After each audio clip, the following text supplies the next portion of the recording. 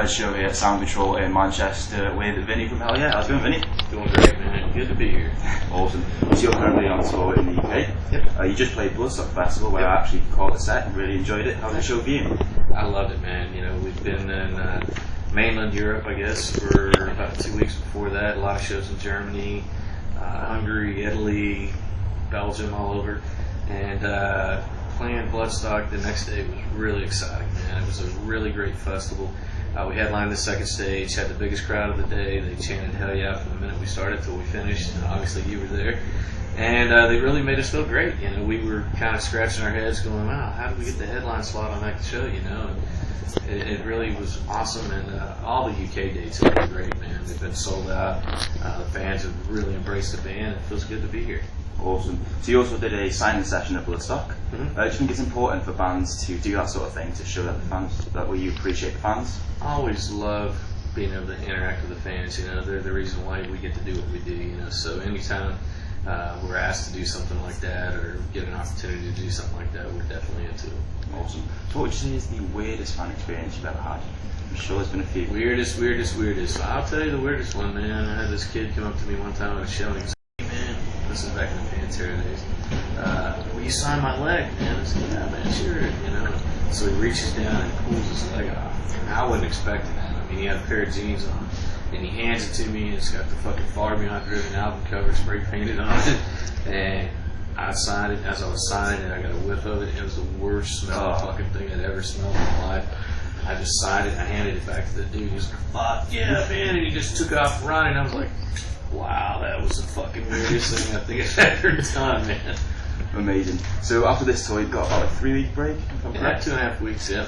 What do you plan on doing during your downtime? Downtime. I'm going to fucking Mexico and going to live it up for a little bit. I'm going to go to my place in Vegas and live it up for a little bit. And then I'm going on tour with Five Finger Death Punch and Volbeat all over the United States, playing arenas, which is all sold out. It's going to be one of the best tours I've ever been a part of in a long time. Like both those bands, they're good friends of ours, and it's going to be a super tour. Awesome. So Hell Yeah released their 4th album, Blood for Blood, back in June. How did you find the reaction from the fans? It's been great, man. You know, we feel like it's our best record we've ever made. I really feel like we made a great connection with the fans with this record. You know, it's done really great in the U.S. and Canada, and it's been a slow build over here, but we're starting to really feel like, especially in the UK, like people are really understanding what the band's all about, where we're coming from, and got a lot of touring to do before it's over, man. That's for sure. Awesome. So how would you sell the album to someone who has not yet heard it?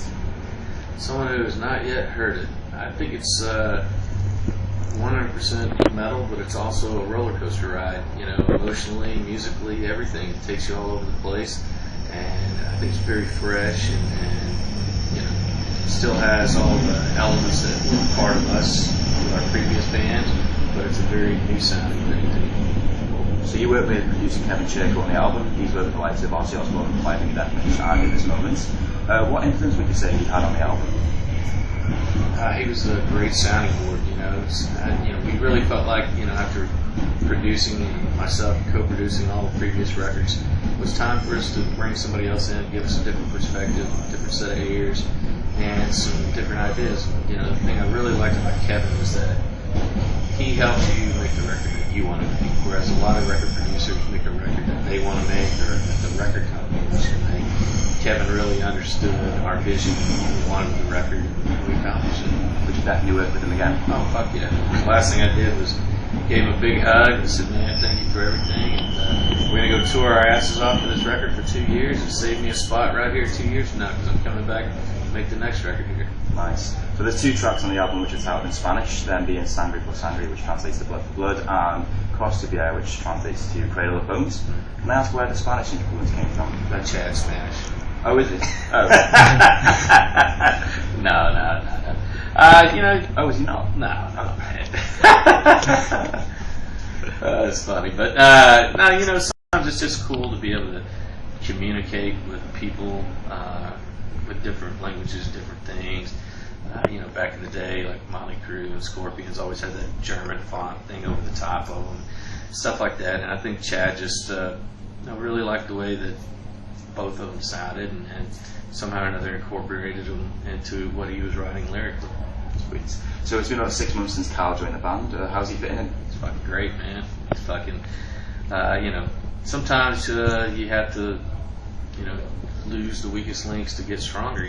We really had to do that with Greg and Bob. And bringing Kyle on board is just a great new energy. He's an amazing bass player. He's been a friend of ours for a long, long time. And he just fits in perfect. And then Chris Brady being on board, he's a good friend of ours that we've known from Las Vegas for like 5 years. And not only is he an awesome guitar player, but he's a great singer. So it really helped bring another dimension to what Hell Yeah sounds like live. And he's really able to complement what Chad does vocally and Tom on the guitar. So it's the band's never sounded better, never been stronger. Truly feels like a band again. We are a band of brothers, and we're really digging it. Awesome. So final question, Vinnie. This is a bit of a thinker, so take your time with it if you want to. You've been in the music industry for over 30 years now.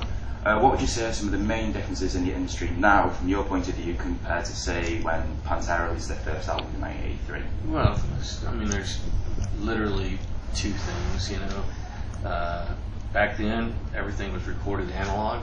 Okay. You had to play everything, you had to sing everything, you had to be able to do it, you had to be good with equipment and gear and recording techniques and all that. And now it's very, very, very simple, man. It's digital, If you like the way somebody's kick drum sounds, you just sample it and use it. Yeah. Whereas back then, you couldn't do that.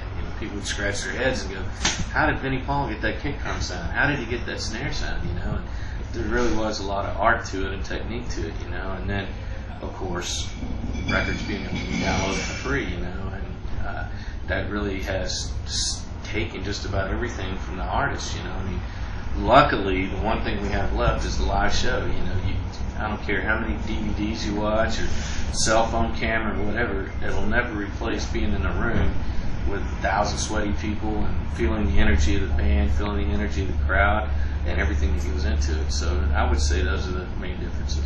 Awesome. Well, thanks so much for being with me. It's been an absolute pleasure. All the best for tonight and the rest of the tour. Yeah. I hope you guys enjoy the show. That's what it's all about. Thank you very much. Cheers, man.